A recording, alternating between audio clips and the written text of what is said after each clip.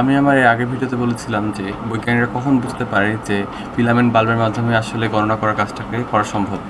এটা আসলে শুরু হয় 1800 শতাব্দীর দিকে, যখন থমাস এডিসন দেখতে পান যে তার ফিলামেন্ট বাল্বের এক সাইডে কালচে ধরনের একটি রঙের আবরণ পড়েছে আর কি তার ফিলামেন্ট বাল্বের ভিতরে। এটা আসলে আমাদের আগের যুগে মানে এলইডি বাল্ব আসার আগে যে আমরা একটা ফিলামেন্ট বাল্ব ইউজ করতাম, কাচের বাল্বটা লাল কালারের আলো হতো, সেই রকমের কি বাল্ব। তার মধ্যে একটা ফিলামেন্ট থাকতো, ভিতরে কোনো গ্যাস থাকতো না, আসলে ভিতরে কোনো অক্সিজেন থাকতো না, যার ফলে ফিলামেন্টটা পুড়ে যেত না। তো সেখানে আসলে ইলেকট্রনের মাধ্যমে ইলেকট্রিকটা উত্তপ্ত হয়ে তখন আর কি সেখানে আলো শক্তি তৈরি হতো। তো মেন কথা হচ্ছে যে সেখানে ইলেকট্রনটা আসার পর সেখানে ইলেকট্রনগুলো গরম হয়ে একদিকে চলে যায়, একদিকে আর কি মানে বের হয়ে যে কাচের দেওয়ালের সাথে আঘাত করে আর কি, আঘাত করার ফলে সেই জায়গাটা কালো হয়ে যায়। তো সেই জায়গাটা যখন তারা বুঝতে পারে যে এই জিনিসটা আসলে ইলেকট্রন একদিকে ধাবিত হইতেছে, তখন একটা মানুষের মানে বৈজ্ঞানিকরা তখন চিন্তা করে যে এটা কীভাবে আমরা গণনার কাজে লাগাতে পারবো। তখন মানুষ চিন্তা করে যে এটাকে আসলে সুইচ হিসাবে কাজ করা সম্ভব আসলে এটাকে। এখন আপনারা আমাকে প্রশ্ন করতে পারেন যে সুইচের আমাদের তেমন কী প্রয়োজন, সুইচটার মাধ্যমে আমরা আসলে কম্পিউটার কীভাবে করব। তো যে লাইট বাল্বের মাধ্যমে আমরা সুইচ তৈরি করব, এর ফলে আমাদের বৈজ্ঞানিকরা তখন আর কি প্রয়াস করলো যে আমরা লাইট বাল্বের মাধ্যমে এই ফিলামেন্ট বাল্বের মাধ্যমে একদিকে কালো হয়ে যাচ্ছে, তো তার মাধ্যমে আমরা সুইচ বানাতে পারবো। তো এই সুইচটা বানিয়ে আমাদের আসলে কী লাভটা হবে? তো এই লাভটা হচ্ছে যে আমরা যদি তার আর কি তখন সুইচটা বানিয়ে এমন একটা বিপ্লব ঘটাইছে যে যার মাধ্যমে আমাদের কম্পিউট করার সময় বাইনারি সংখ্যা পদ্ধতির মাধ্যমে তখন কোনো মুভিং পার্টস আর লাগতো না, মানে মুভিং পার্টস আর কোনো প্রয়োজনই হচ্ছে না। কারণ ফিলামেন্ট বাল্বের মধ্যে তখন আমরা যখন এটা ইউজ করি তখন তার মধ্যে কোনো প্রকার মুভিং পার্টস প্রয়োজন হয় না। তার আগে এই বাইনারি সংখ্যার মাধ্যমে যোগ বিয়োগ গুণ বা আমাদের হচ্ছে গণনা করার কনসেপ্টটা তার উপরে অনেকদিন আগেই তৈরি হয়ে গেছিলো আর কি।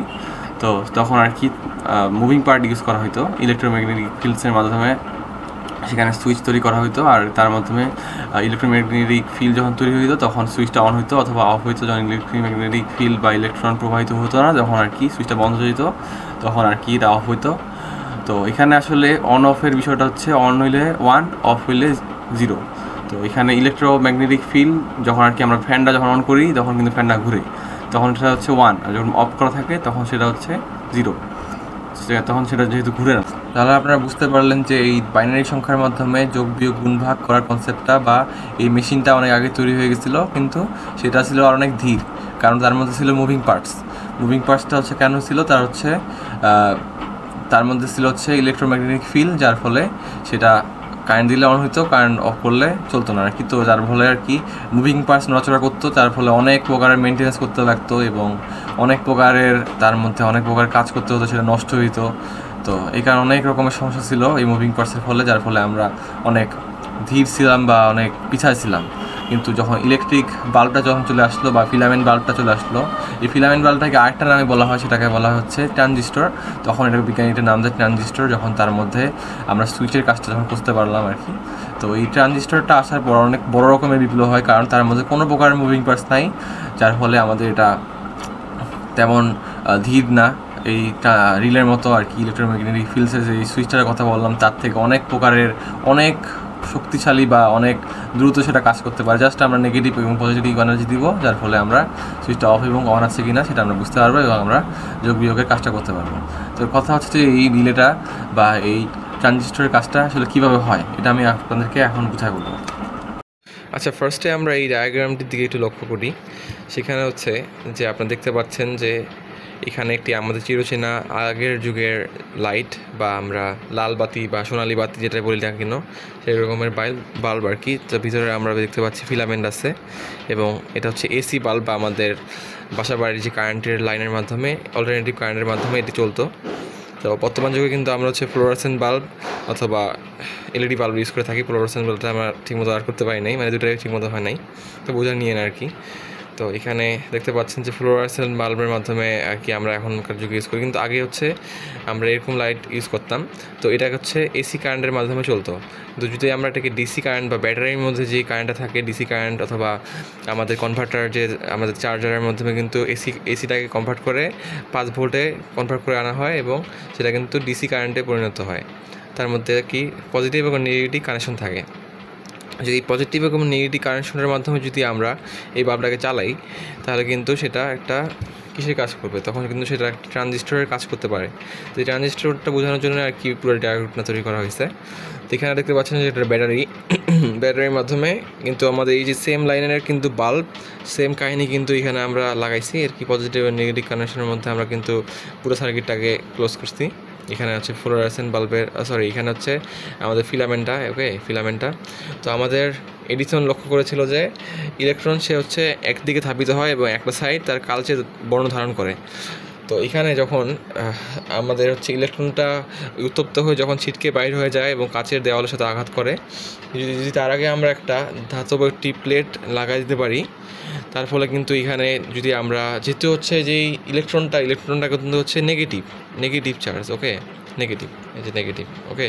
যদি এই মিডিলের পার্টটাতে আমরা মিডিল প্লেটটাতে যদি আমরা পজিটিভ এনার্জি বা পজিটিভ চার্জ দেই, তাহলে কিন্তু এখানকার নেগেটিভ, যেটা আমি বললাম যে এটা হচ্ছে নেগেটিভ চার্জ, অর্থাৎ যে এখান থেকে ইলেকট্রনটা ধাপিত হয়ে যে কাচের প্লেটের সাথে লাগে, কাচের যে দেওয়ালের সাথে লাগে, সেটা কিন্তু হচ্ছে নেগেটিভ।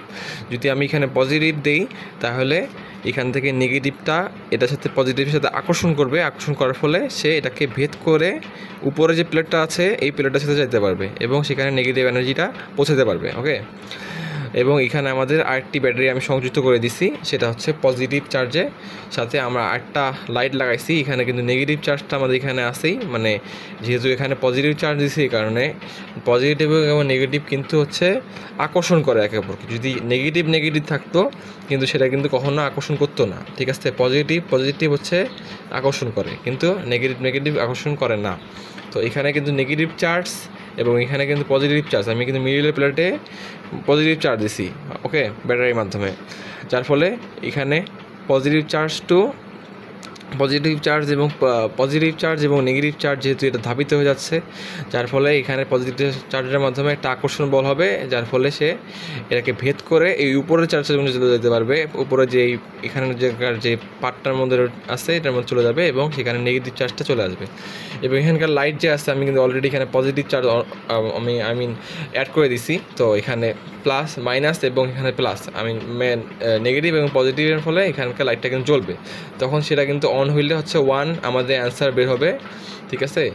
যদি আমি এখানে তার বিপরীত করি, আমি যদি এখানে নেগেটিভ চার্জ দিই তাহলে কিন্তু আপনারা জানেন যে এখানে এই মিডিলের পার্টটা কিন্তু আমাদের নেগেটিভ চার্জ হয়ে যাবে, যার ফলে নেগেটিভ কী করবে, বিকর্ষণ করার ফলে সে আর এই পাশের পার্টটাতে যেতে পারবে না, যেটা আর কি আমাদের লাইটের সাথে সংযুক্ত আছে।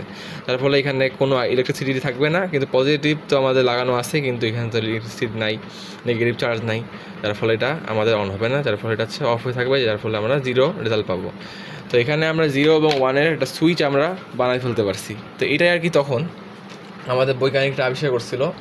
আসলে এটা আমাদের থমাস এডিসন তখন কিন্তু এটা জাস্ট একটা থিওরি বা একটা ইফেক্ট হিসাবে আর কি লিপিবদ্ধ করছিল, তবে তেমন আর কি 1883 সালে তো তেমন কোনো কিছু করা হয় নাই। তবে জন ফ্লেমিং 1904 সালে এটাকে একটু মানে কাজে লাগানোর জন্য চেষ্টা করছিল, কারণ যেহেতু রিলে আমাদেরকে ইউজ করা হতো, রিলের মধ্যে ছিল হচ্ছে মুভিং পার্ট, যেটা আমি অলরেডি বললাম, মুভিং পার্ট থাকতো, ঠিক আছে, মুভিং পার্ট নড়াচড়া করতো, একটা লিভার থাকতো যার ফলে নড়াচড়া করতো, যার ফলে সেটার মধ্যে অনেক প্রকারের সমস্যা হতো, সেটা মেরামত করতে লাগতো, সেটাকে মেনটেন্যান্স করতে লাগতো। তো এটাকে কাউন্টার দেওয়ার জন্য আমাদের এই মুভিং পার্টস বিহীন এই ট্রানজিস্টরটাকে আমাদের হচ্ছে জন ফ্লেমিং নিয়ে আসে আর কি। তারপর আর কি ওটা হচ্ছে 1904 সালে, তারপর 1906 সালে তিনি আর এটাকে একটা গ্রিড যোগ করা হয়। এখানে যে গ্রিডটাকে বলা হয় যে এটাকে গ্রিড যোগ করে এটাকে আর কি তখন বলা হয় ট্রায়োড, ওকে। তখন শুধু চালু বন্ধ না, তখন এটাকে আর কি অ্যাম্পলিফাই করতে পারতো আর কি। তাই ওটা আর একটু বিশদ আলোচনা। নেক্সট ভিডিওতে আমি আলোচনা করবো আমাদের বাইনারি সংখ্যা পদ্ধতি কীভাবে কাজ করে, বা এই 0 এবং 1-এর মাধ্যমে কীভাবে আমাদের সব কিছু হয়, আমাদের কম্পিউটার কীভাবে কাজ করে, এবং আমরা এর মাধ্যমে গণনা কীভাবে করতে পারি, যোগ বিয়োগ গুণ ভাগ। তো এই সবগুলো সম্পর্কে আমি এর নেক্সট ভিডিওতে আলোচনা করব। প্লাস আমাদের কম্পিউটার এই যোগ বিয়োগগুলো এই ছোটো প্রসেসরটার ভিতরে কীভাবে করতে পারে সেই সম্পর্কে আমরা আলোচনা করব, ওকে। তো আজকের জন্য এই পর্যন্তই, বাই বাই।